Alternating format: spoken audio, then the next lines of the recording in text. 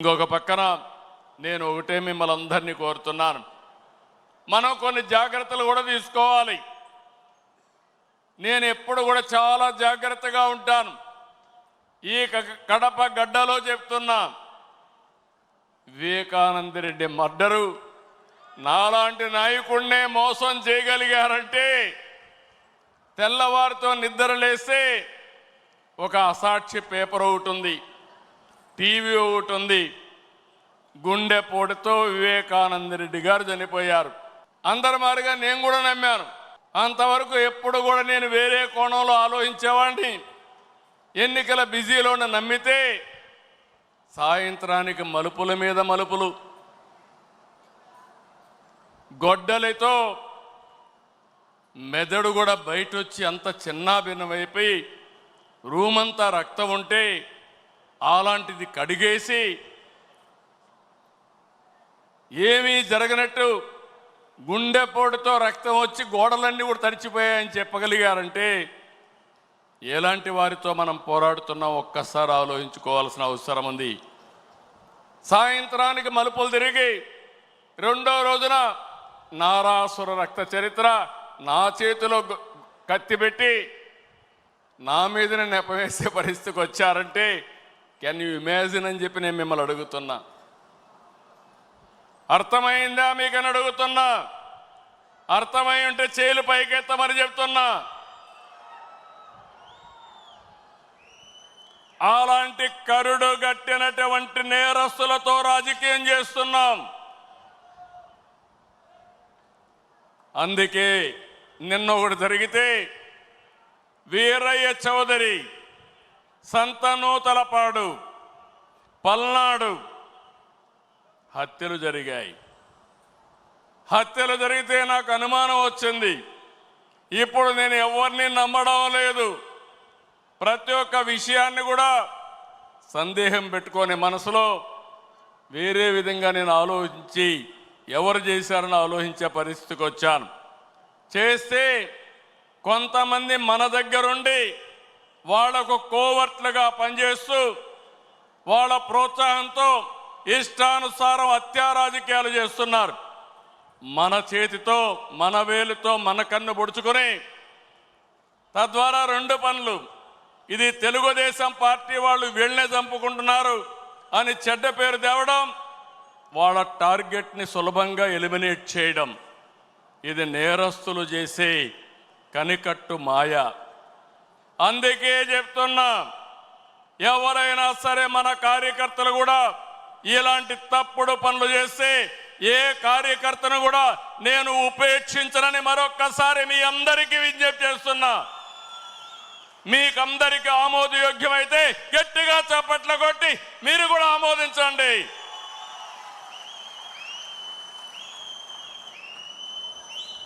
నేరస్తులు కబద్దార్, నా దగ్గర మీ ఆటలు సాగనివ్వను. ఇది ఒక హెచ్చరిక. కోవర్ట్లు మన దగ్గరికి పంపించి ఆ కోవర్ట్ల ద్వారా మీ అజెండా నెరవేర్చుకోవాలనుకుంటే ఇది మీకు సాధ్యం కాదు. అందుకే మిమ్మల్ని అందరినీ కోరుతున్నా, వలస పక్షులు వస్తాయి, వలస పక్షులు పోతాయి, కానీ నిజమైన కార్యకర్త శాశ్వతంగా ఉంటాడు. ఆ విషయం మనందరం గుర్తుపెట్టుకోవాల్సిన అవసరం ఉంది. పార్టీ బలోపేతం కావాలి. అదే సమయంలో కోవర్ట్ల పట్ల జాగ్రత్తగా ఉండవలసిన బాధ్యత మనందరిపైన ఉంది. ఇది నేను కార్యకర్తలందరికీ విజ్ఞప్తి చేస్తున్నా.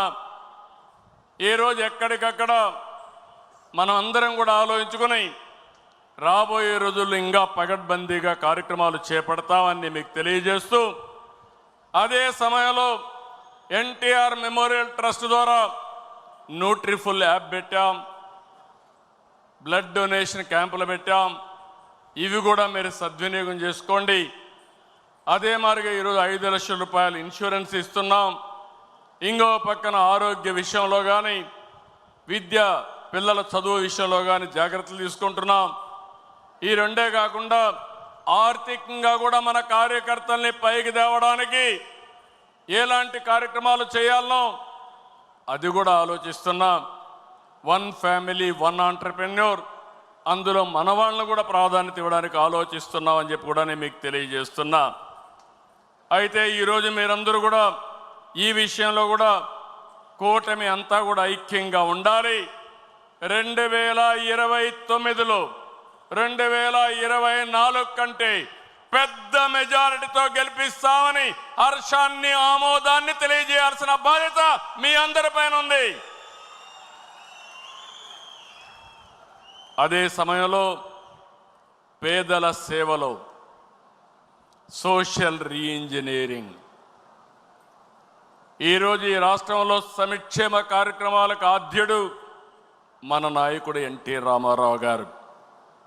ఆ తర్వాత సంక్షేమ కార్యక్రమాల్ని ముందుకు తీసుకుపోయిన పార్టీ తెలుగుదేశం పార్టీ. ఇంకో పక్క మీరు చూస్తే వెనుకబడిన వర్గాలు ఎప్పుడు కూడా తెలుగుదేశం పార్టీకి కంచు కోట, వెన్నెముక. ఏ సందర్భంలో కూడా ఏ వ్యక్తి కూడా వెనుకబడిన వర్గాలను మర్చిపోవడానికి వీలు లేదు. అందుకే మొన్న ఎలక్షన్లో ఒక పని చేశాం, సోషల్ రీఇంజనీరింగ్ చేశాం. అన్ని కులాలకు సముచితమైన స్థానం ఇవ్వాలని, వెనుకబడిన వర్గాలకు పెద్దపీట వేయాలని మనం ముందుకు పోయాం. దీని ఫలితాలు కూడా బ్రహ్మాండంగా వచ్చాయి. నేను పార్టీలో కూడా మిమ్మల్ని అందరినీ ఒకటే కోరుతున్నాను, జనాభా దామాషా ప్రకారం అన్ని కులాలకు అన్ని మతాలకు అందరికీ గౌరవం ఇచ్చే పరిస్థితి రావాలి. దీనివల్ల ప్రజల్లో విశ్వాసం పెరుగుతుంది, పార్టీకి లాభం వస్తుంది, భవిష్యత్తుకు కూడా ఎన్నికల్లో గెలవడం కూడా ఈజీ అవుతుందని చెప్పి కూడా నేను మీకు తెలియజేస్తున్నా. ఇంకో పక్కన మీరు చూస్తే బడుగు వర్గాలకి బలహీన వర్గాలకు మనం దగ్గరగా ఉండాలి. ఈరోజు మీరు చూస్తున్నారు సమాజంలో కొన్ని దురాచారాలు ఉంటే 2 గ్లాసుల సిద్ధాంతం ఉండేది. జస్టిస్ పున్నయ్య గారి కమిషన్ వేశాను, ఆయన ఇచ్చిన రికమెండేషన్లు అమలు చేశాం. ఈరోజు అంబేద్కర్ గారి స్ఫూర్తిని పూర్తిగా అమలు జరిపిన వ్యక్తి ఎన్టీ రామారావు గారు అయితే దాన్ని లాజికల్గా తీసుకుపోయిన పార్టీ తెలుగుదేశం పార్టీ.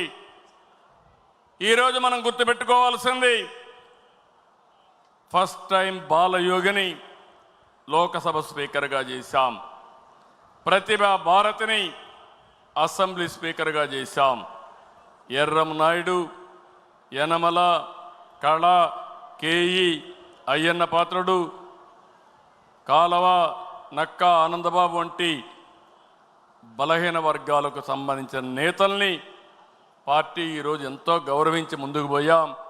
వారి సేవలు కూడా పార్టీకి ఎంతో చేశారు, ప్రజలకు సేవలు చేశారు. వాళ్ళని ఎప్పుడూ మర్చిపోలేమని చెప్పి కూడా నేను మీకు తెలియజేస్తున్నా. సామాజిక న్యాయం చాలామంది మాట్లాడారు, చేసి చూపించిన పార్టీ తెలుగుదేశం పార్టీ. ఒక్క వెనుకబడిన వర్గాలే కాదు, ఎస్సీలు ఉన్నారు. ఎన్నో సంవత్సరాలుగా ఆందోళన చేస్తూ ఉంటే మాలా మాదిగా కేటగరైజేషన్ ప్రవేశపెట్టిన పార్టీ 1996లో ప్రవేశపెట్టిన పార్టీ తెలుగుదేశం పార్టీ. దాన్ని కాపాడలేకపోతే మళ్ళీ సుప్రీంకోర్టు పోయి కొట్టేస్తే మళ్ళీ 7 బెంచ్ సుప్రీంకోర్టులో మళ్ళా ఇది సాధ్యం అని చెప్తే 96లో చేసిన వర్గీకరణ 2025లో తిరిగి చేసే అవకాశం వచ్చిందంటే అది తెలుగుదేశం పార్టీ సామాజిక న్యాయం, పేదవాళ్ళ పట్ల ఉండే అభిమానం. ఇలాంటి చాలా చేశాం.